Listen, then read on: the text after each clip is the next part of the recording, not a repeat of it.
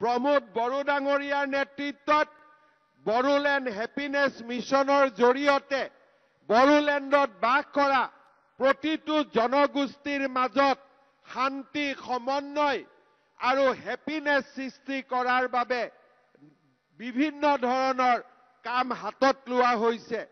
বড়োলেণ্ডত বাস কৰা 26টা জনগোষ্ঠীৰ বাবে কমিউনিটি ভিজন ডকুমেণ্ট নিৰ্মাণ কৰি এই জনগোষ্ঠীসকলৰ সমস্যা সমাধানৰ বাবে বিটিআৰ প্ৰধান প্ৰমোদ বড়ো ডাঙৰীয়াই লোৱা নেতৃত্বই আজি সকলো জাতি জনগোষ্ঠীৰ মাজত এটা সমন্বয়ৰ নতুন বাতাবৰণ সৃষ্টি কৰিবলৈ সক্ষম হৈছে।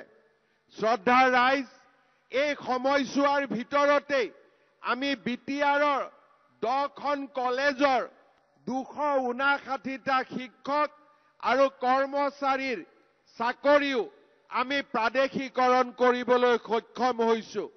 মই আপোনালোকক প্ৰতিশ্ৰুতি দিছোঁ যে এইবাৰৰ বিধানসভাৰ অধিৱেশনতে আমি বড়োলেণ্ডৰ বাকী থকা মহাবিদ্যালয় বিদ্যালয় যিসমূহ 2006 চনৰ আশে-পাশে স্থাপিত হৈছিল সেই সকলোবোৰকে প্ৰাদেশিত কৰিবলৈ আমি ব্যৱস্থা হাতত ল'ম।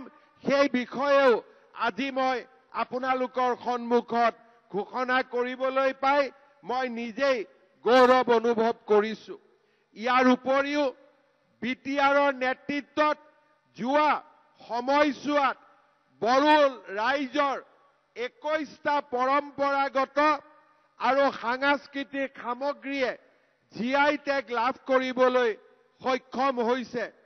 বড়োসকলৰ চহকী ঐতিহ্যৰ স্বাক্ষৰ বহন কৰা জোঠা, গংগনা, গামছা, চিফুং, চেৰজা, খাৰ্দি, খাম, গংগাৰ দুজিয়া, থৰকা, কেৰাদাপিনী, জুমগ্ৰা, দখনা, এৰিচিল, গোৱাঠাক, গদভি, অগুলা, নাৰ্জী, নাফাম, জৌগিচি, জৌগ্ৰাণ, জৌবিদ্বি আৰু আৰণায়ে জিঅ'টেক লাভ কৰিবলৈ সক্ষম হ'ল, যাৰ জৰিয়তে আজি বড়োসকলৰ নিজৰ পৰম্পৰাগত আৰু সাংস্কৃতিক ঐতিহ্য কাললৈ ৰক্ষা কৰিবলৈ বিটিআৰে সক্ষমতা লাভ কৰিলে।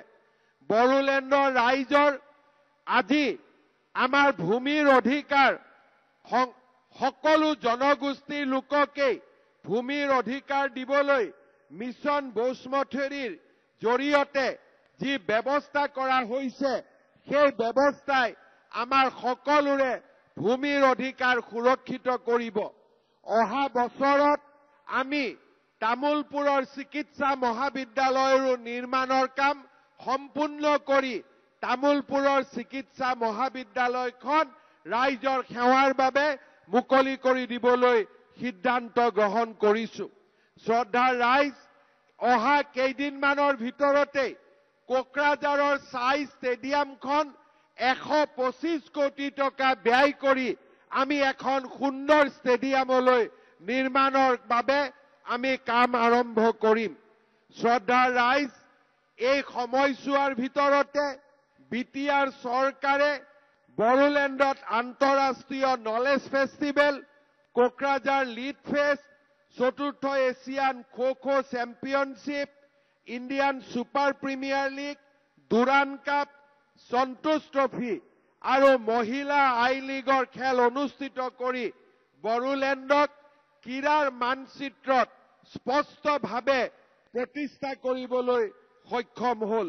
মই বিটিআৰৰ এই প্ৰগতিৰ বাবে পুনৰ এবাৰ বিটিআৰ চৰকাৰক ধন্যবাদ আৰু কৃতজ্ঞতা জ্ঞাপন কৰিছোঁ।